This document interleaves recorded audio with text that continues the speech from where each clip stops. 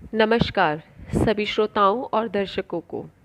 आज से हम अपने इस चैनल ऐतिहासिक यात्रा पे अपनी नई सीरीज़ का आगाज़ कर रहे हैं।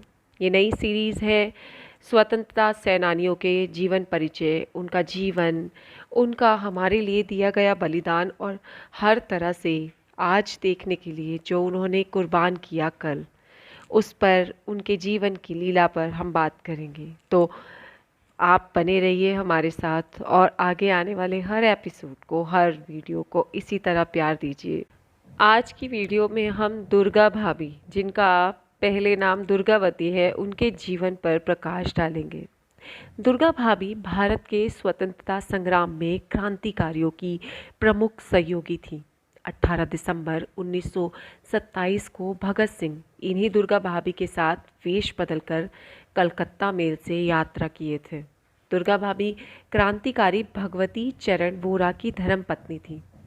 दुर्गा भाभी का जन्म 7 अक्टूबर 1907 को शहजादपुर, उत्तर प्रदेश के ग्राम जो अब कौशाम्बी जिले में है, बांके बिहारी के यहाँ हुआ था। इनके पिता इलाहाबाद, जो अब प्रयागराज के नाम से जाना जाता है, में नाजिर थे और इनके बाबा महेश प्रसाद भट्ट जालौन जिले में थानेदार के पद पर तैनात थे। इनके दादा पंडित शिवशंकर शहजादपुर में जमींदार थे, जिन्होंने बचपन से ही दुर्गा को गुलामी की जंजीरों से बाहर आने के लिए सब कुछ बताया था। 10 वर्ष की अल्प आयु में ही इनका विवाह लाहौर के भगवती चरण वोरा से हो गया। इनके ससुर शिवचरण रेलवे में ऊंचे पद पर तैनात थे। अंग्रेज सरकार ने इन्हें राय साहब का खिताब दिया हुआ था। भगवती राय साहब के पुत्र होने के बावजूद अंग्रेज़ों की दास्ता से देश को मुक्त करवाना चाहते थे।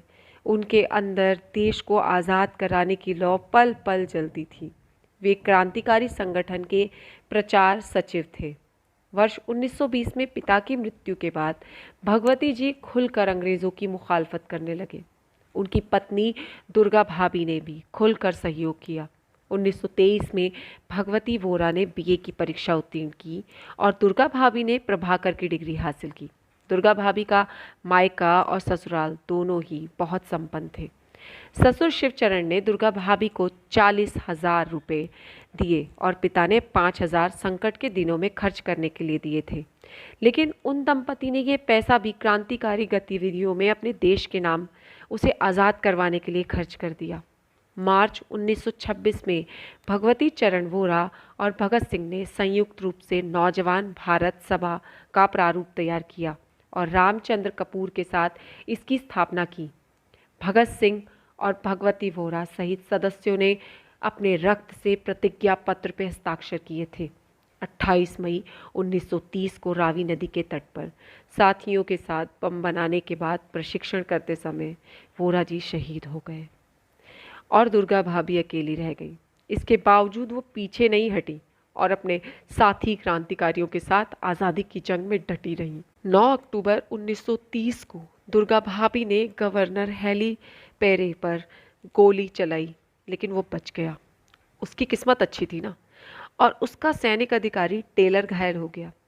बम्बई के पुलिस कमिश्नर को भी दुर्गा भाभी ने एक बार मारने की कोशिश की थी। इसके परिणाम स्वरूप अंग्रेज पुलिस उनके पीछे पड़ गई थी। बॉम्बे के एक फ्लैट से दुर्गा भाभी और साथी यशपाल को गिरफ्तार कर लिया गया था। मुख्यतः दुर्गा भाभी का काम साथी क्रांतिकारियों के लिए राजस्थान से पिस्तौल लाना और ले जाना था। चंद्रशेखर आज़ाद ने अंग्रेज़ों से लड़ते वक्त जिस पिस्तौल से खुद को गोली मारी थी, वह दुर्गा भाभी ने ही उन्हें लाकर दी थी। उस समय दुर्गा भाभी भी उनके साथ थी।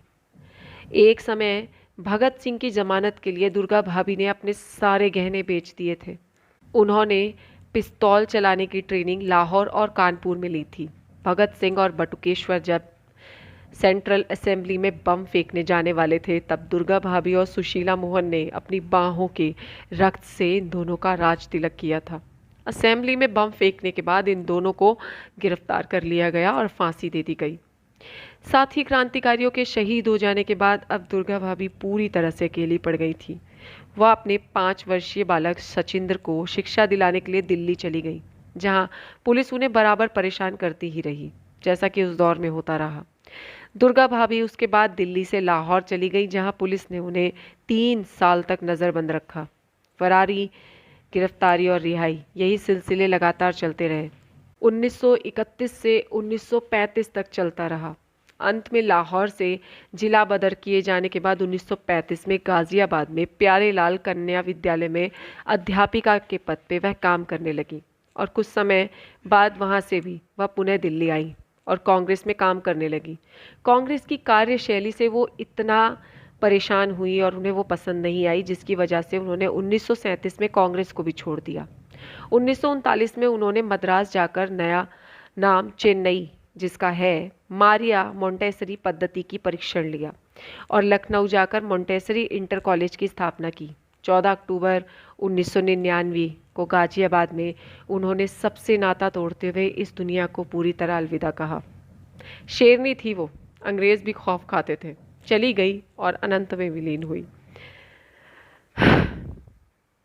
शहीदों की चिताओं पे लगेंगे हर बरस मेले, वतन पे मरने वालों का यही बाकी निशान होगा।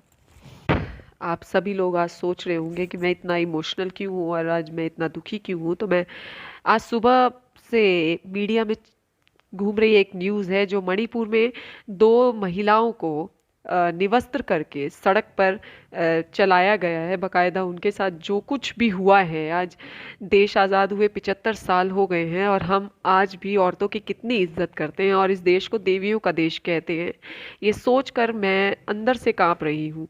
बड़ा दुख है मुझे कि ये सब चीज़ें आज भी हो रही हैं। मुझे बहुत तकलीफ़ पहुंची है इस चीज़ से और आज मैं आपको दुर्गा भाभी की एक कहानी लेकर आई और औरतों के साथ वो दौर और औरतों के साथ आज तय आप कीजिए कितना क्या बदला है।